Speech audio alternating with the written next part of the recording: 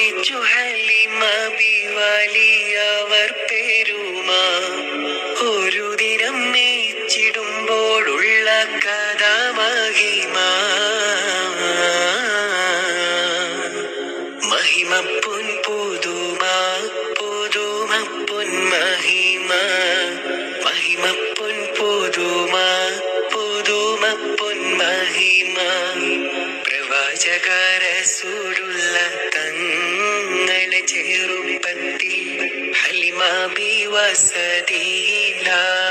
ബിവസതിയിലാകുമ്പോൾ പലവിധ ജബുകൾ കണ്ട നബിയാരിൽ ഹലിമ ബിമാനം കുളി